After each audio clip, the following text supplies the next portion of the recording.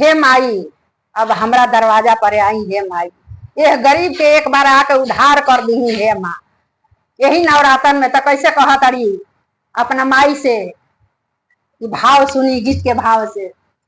चुनरी में मुनरी के रूप गोरे गोरे हो, चुनरी में मुनरी के रूप गोरे गोरे, हमारी मैया के गोरे गोरे, हमारी मैया के गोरे नरी में मुनारी के रूप गोरे